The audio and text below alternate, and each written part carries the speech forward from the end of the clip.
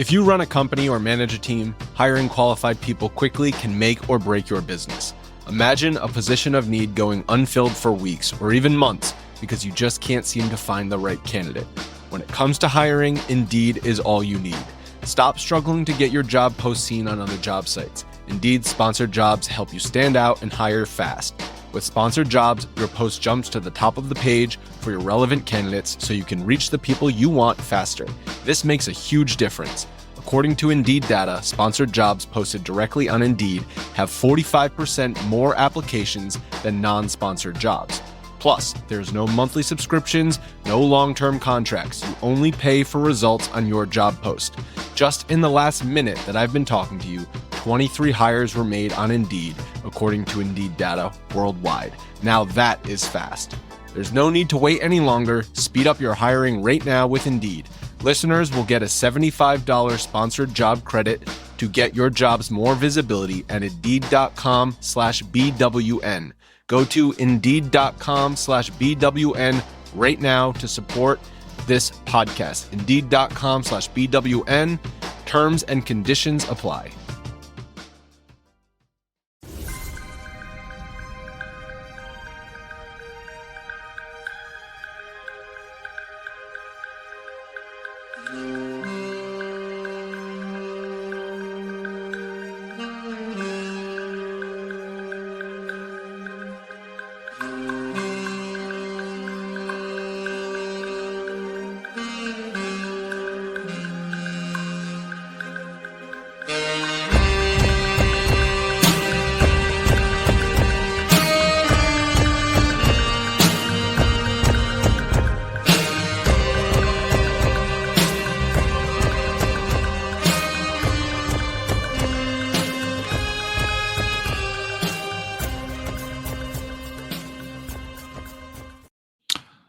Hi, hello. It is Josh Bowe for Pod Maverick. This is Pod Maverick After Dark, coming to you currently live after a rousing Mavericks victory, 111-107 against the Golden State Warriors, the new Jimmy Butler-infused Golden State Warriors, who had won their previous two games since the trade for Jimmy Butler.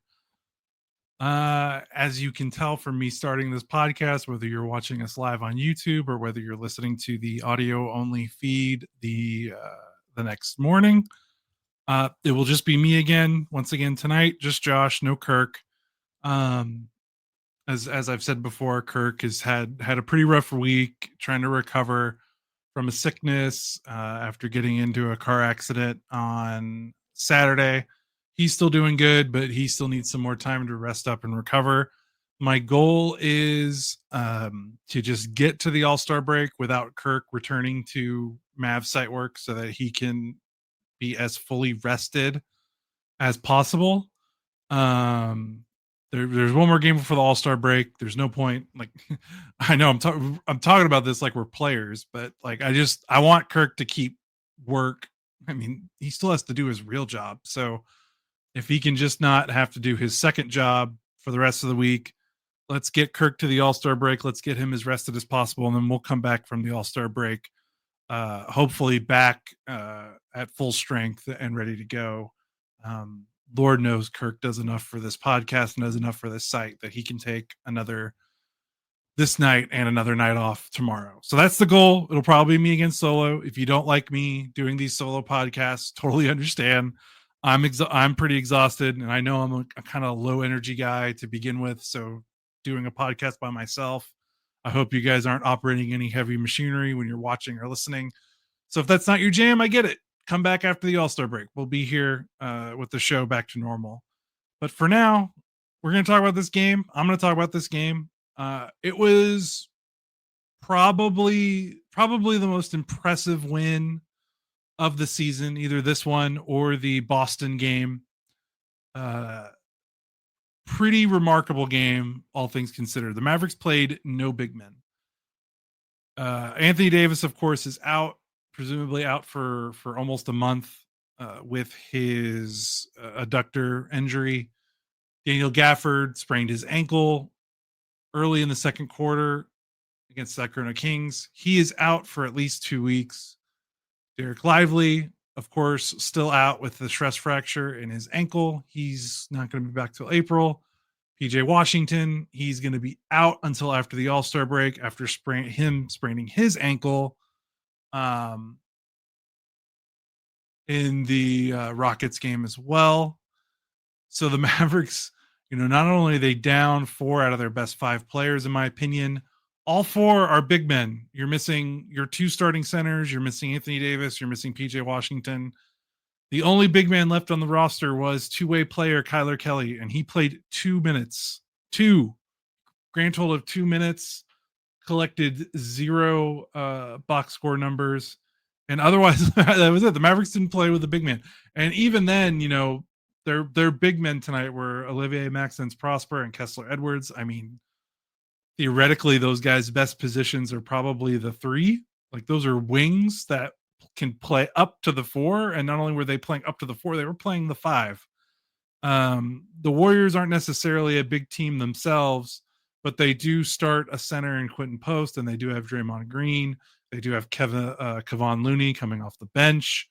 The thing about this game, guys, is not only should the Mavericks not have won it, so not only is them winning kind of a shocking and surprising result, this shouldn't have even been a close game.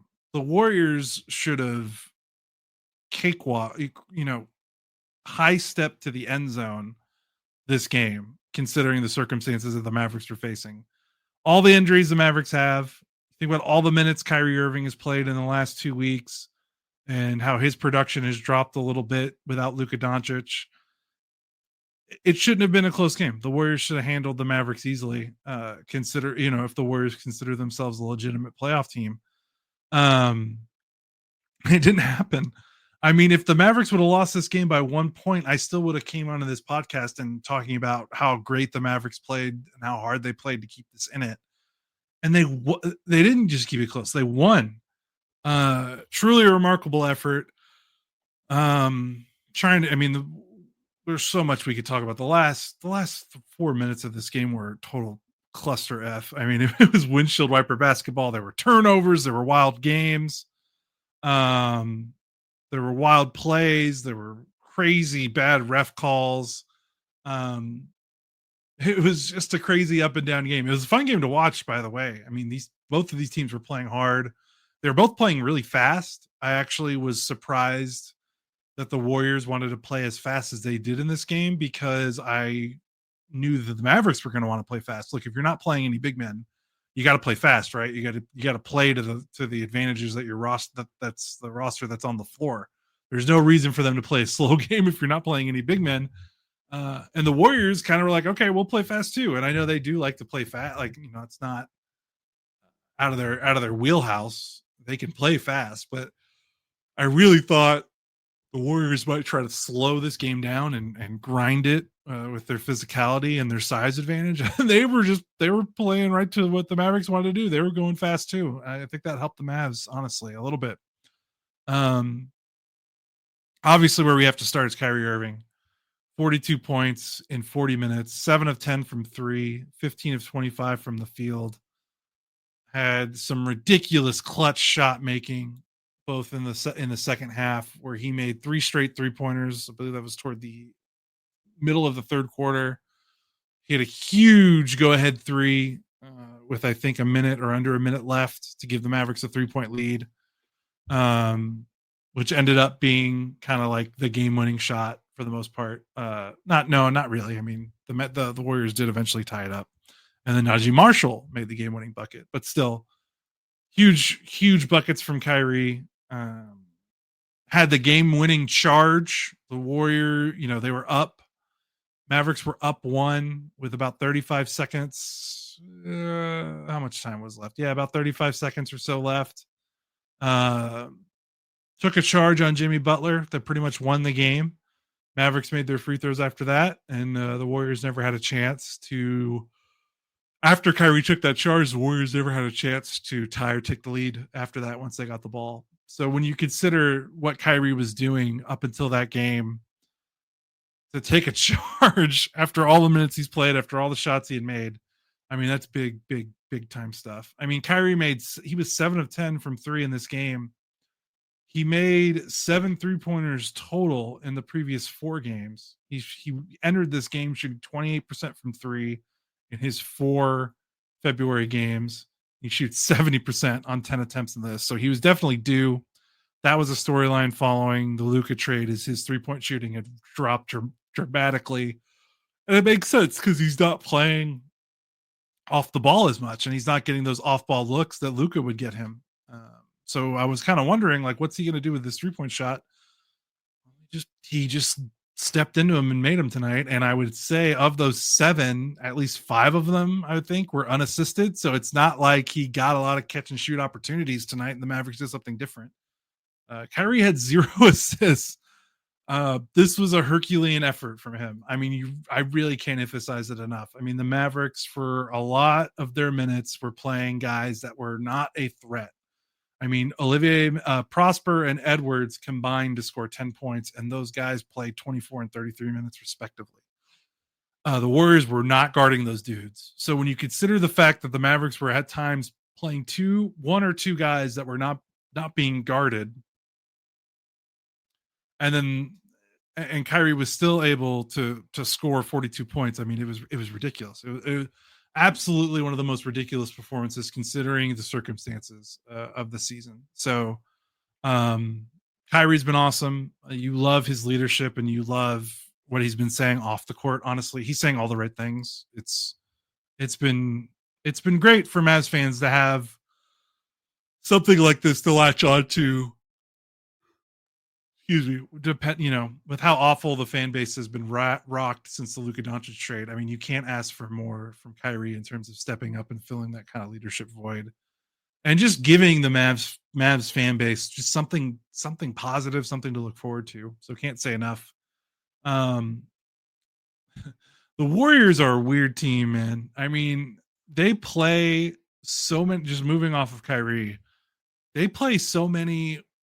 What would you say you do around here, guys? Like, outside of Draymond, Steph, and Jimmy Butler, there are just so many guys that I'm like, what do you do?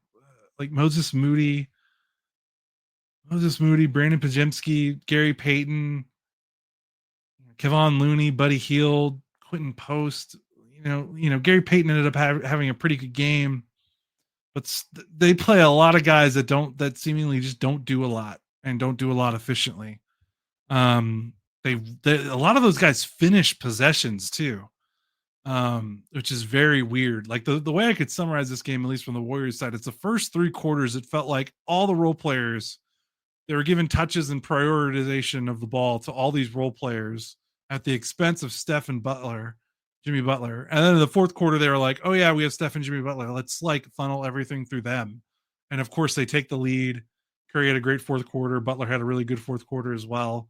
And then the Mavericks were able to battle back. I thought their game winning possession in terms of their game winning bucket, Najee Marshall, Kyrie Irving gets doubled. The ball swings itself, finds itself to Najee against Steph Curry. He immediately does a hard dribble against the closeout and scores against Curry in the paint, which he's one to do. And Najee kind of had a rough game. He had 10 points on 5 of 10 shooting, but missed all of his threes, only had 1 assist, 3 turnovers. So he was struggling with his decision-making and his outside shooting. So for him to come through in the clutch there was really fun to watch. Warriors are a weird team. I mean, you look at some of the team stats and you wonder how the Mavericks even won this game. The Warriors had 62 points in the paint. The Mavericks had 48. The Warriors had 50 rebounds to the Mavericks 39. They had 18 offensive rebounds. They won points, second chance points, considerable amount. They had 29 assists. The Mavericks had 20. They were about even at the free throw line. The Mavericks made 12 free throws. The Warriors made 15. And you're like, how did the Mavericks win? And how the Mavericks won is the Warriors made 10 3-pointers. The Mavericks made 15. Mavericks outshot the Warriors. That's pretty much the game. And Kyrie obviously had a lot to do with that. But Kyrie wasn't the only one. Klay Thompson had a decent game from 3. And he was 5 of 14. The 5 makes were big. He did miss a lot. Um, it was really Steph. It was really Kyrie and Clay. They made 12 of the Mavericks 15 3-pointers. No one else really made any. Brandon Williams was awesome. 12 points off the bench in 15 minutes. Jaden Hardy was terrible in his 5 minutes. I think he's done. I don't expect to see Jaden Hardy play any meaningful minutes for the rest of the season. He played 5 minutes. In those 5 minutes, he somehow had 2 turnovers and 3 fouls. I think his time with the Mavericks is going to come to an end pretty soon. Maybe by the end of this summer. I don't know if he'll still be on this roster. And Brandon Williams, two-way guy for the G League, thoroughly outplayed him. And the Mavericks had contributions from Max Christie, again, 17 points. He's had 15 points in every game he's played with Dallas so far. Had the 2 clutch free throws at the end to seal the game. I thought Prosper and Edwards were okay. They weren't great, but they battled their asses off. Funny enough, they combined for 12 assists, and I think that they combined for 12 assists and 2 turnovers, Prosper and Edwards. And when you consider that those guys were setting a lot of the on-ball screens for Kyrie, and the Warriors were more than happy to double Kyrie and let those 2 guys catch the ball, considering how many opportunities with the ball those 2 had, and the Warriors were forcing those guys to make plays, they did okay. They did their job. They didn't make a lot of shots. They didn't make any threes. Again, they combined to score 10 points. But the fact that the Warriors invited those 2 guys to handle the ball as they tried to force the ball out of Kyrie's hands with a lot of double teams, the fact that they had 2 turnovers between them and 12 assists, to me, that's the game. Like, if those guys have more turnovers, are not able to make the right read and pass out of those double teams when they get the ball in those 4-on-3 situations that the Warriors were inviting, because they did not give a crap if Prosper Edwards touched the ball, considering the Mavericks' options tonight. The Mavericks lose this game. They will absolutely lose this game if those guys aren't as composed with the ball in those situations. So that was huge. Absolutely huge. I thought the Mavericks did a decent job on Steph Curry for the first 3 quarters. Then he kind of got loose. In the fourth, but what are you going to do? I thought Draymond Green played an outstanding defensive game in the 4th quarter. That guy's a stud. I think that's also how the Warriors got back into this game, because, again, they were down by double digits at one point in the 4th quarter, I believe, near the start of it. And for them to get back, like, if you want to be an NBA nerd, watch Draymond Green. In the 4th quarter, he put on a defensive clinic. Mavericks got the benefit of the whistle, some really beneficial whistles. Kyrie got 3 free throws on an obvious rip-through foul, which was insane. I can't believe they called that. The Mavericks got a possession and a basket when it should have been Warriors ball, when Brandon Williams clearly kicked the ball. Like, there's no doubt about it. The refs blow the whistle, stop the play, presumably to call a kick ball. And then the Mavericks argue, and they try to tell them no. And the refs are like, okay, it's Warriors ball.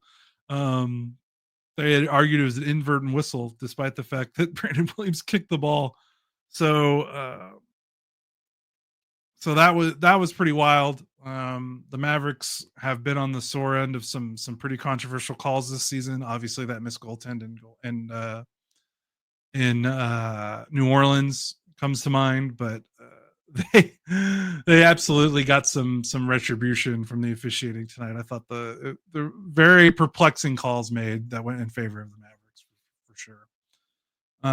Otherwise, in terms of this game, I don't know what else to say. I want to shout out Prosper and Edwards for handling the ball in a tough situation, not turning the ball over a lot. Kyrie was superhuman.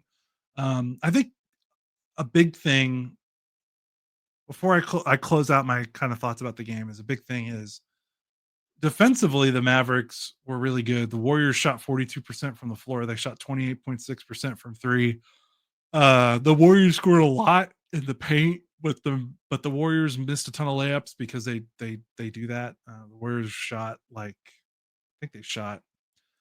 got the numbers up here. They shot 62.8% in the restricted area. League average is 66. They had a ton of attempts there. They had 43 attempts in the restricted area, which is very funny. But defensively, like, you look at what the Mavericks put on the floor, other than the fact that they didn't have a shot blocker, they played a lot of good defenders. Max Christie, Kessler Edwards, Max Prosper. I mean, you can debatable how great those players are defensively. Najee Marshall, Brandon Williams played 15 minutes. Dinwiddie played 18. Obviously, Kyrie played 40, but I thought he was pretty good defensively. The Mavericks, despite how shorthanded they are, they still seemingly have a lot of defensive versatility. Obviously, they need. Guys, I'm sorry. Excuse me. I'm so tired. Obviously, they need their shot blockers back. The Warriors scored almost 70 points in the paint, but they contain dribble penetration pretty well for the most part. The Warriors were pretty relentless in trying to get there, and when they did, they struggled. The Mavericks did not put up much of a resistance at the rim, and the Warriors still missed a lot of rim shots. But I was impressed by the team defense. I was impressed by the way that they were still able to hang without a shot blocker. And yeah, that's kind of all I have to say about the game. The last thing I'll say, because I really need to get to a 20-minute podcast. We're at about 1950, so this last point will get me over the hump. Sorry guys, again, I'm just very tired. This has been a hard week, but just to follow up on the point, because the last podcast I didn't really talk about the game because of all the shenanigans the Mavericks enacted by kicking out fans that were showing their dissent towards the front office and the decision to trade Luka. By all accounts, no fan ejections, no real. I mean, I didn't hear a lot of booing. Of course, I don't think Mavericks majority owner Patrick Dumont was at this game, or I don't think he was sitting in his courtside seat. So there's maybe less opportunities for them to boo. I didn't hear any fire Nico chants across the broadcast. The play-by-play announcers, the broadcasters also said they didn't hear a lot of dissent in the stands. There were fans that brought signs and had shirts, and what the Mavs security took those away, confiscated them, told fans to put their jackets on if they were wearing shirts that were, criticizing the front office, but they didn't eject anyone. Crazy, right? Crazy how not kicking fans out of your game leads to a better environment for your home games.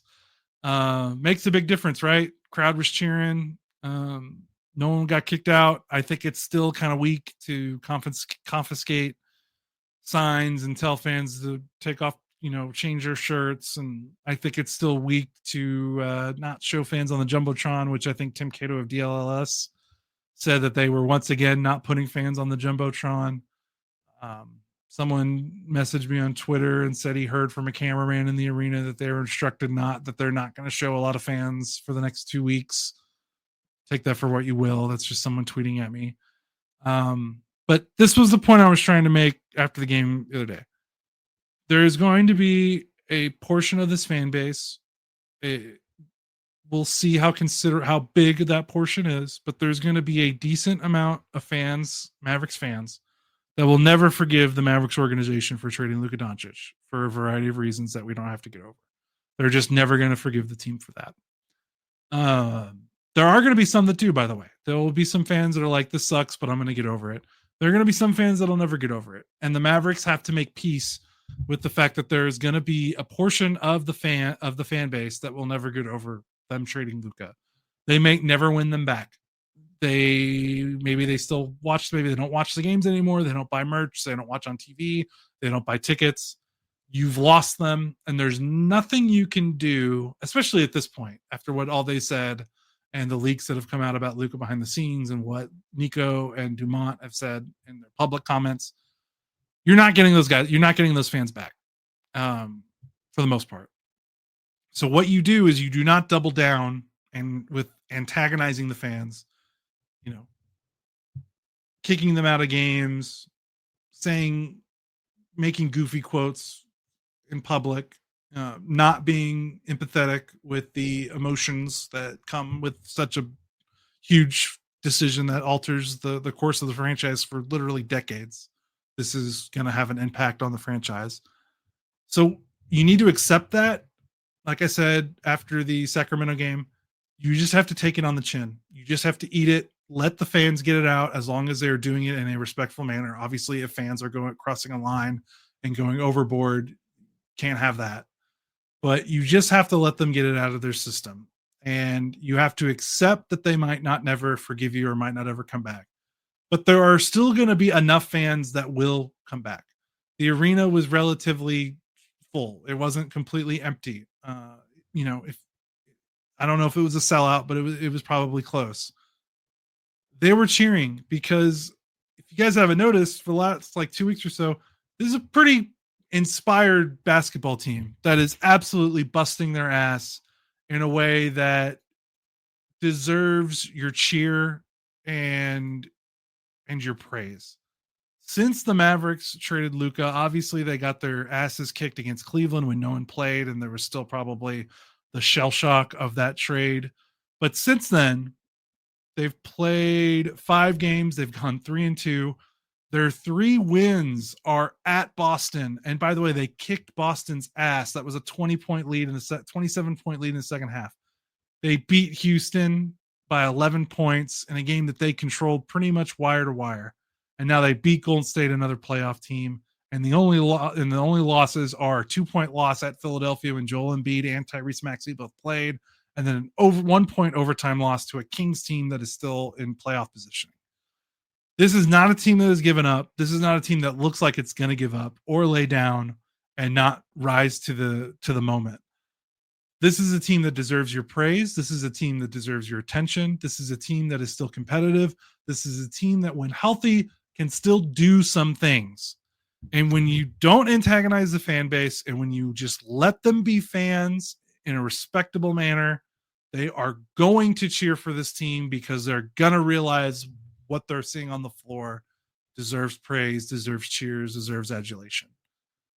I truly believe that, and we saw a little bit tonight. That arena was a great environment for a game. They were locked in, they were cheering. There was a lot of juice in the building, especially, when the Warriors come to town. With Steph, there's just a buzz in the arena that comes when Steph comes to your arena. But the fans were into it and they were supporting their team. And that's going to happen. It's not a surprise. There's enough fans that are, if the fans that are paying money to go to games are most likely going to be the fans that are not going to spend their whole time protesting. And I'm not saying that that's right or wrong, by the way. Like, I'm not trying to say that if you go to the game and you protest that you're doing it wrong. Every fan is processing this time differently, and no way is right and no way is wrong. Well, the only way that's wrong is if you're crossing a line where you're threatening someone's safety or you're being derogatory and explicit in a way that's not okay in public. But otherwise, there's no right or wrong way to do it. This is one of the most unprecedented trades in NBA history. This has literally never really happened before in terms of a star not asking out, generational star not asking out, getting traded, because almost every other example, LeBron, Kevin Durant, James Harden, there's turmoil that leads up to the player movement. There was no real turmoil here. So again, it's unprecedented, and you can't blame the fans for reacting how they are.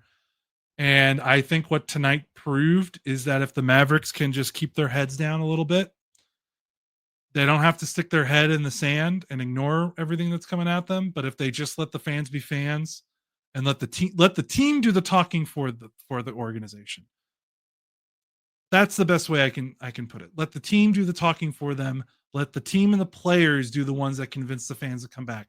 The org doesn't need to really say anything else now. They've shot themselves in the foot.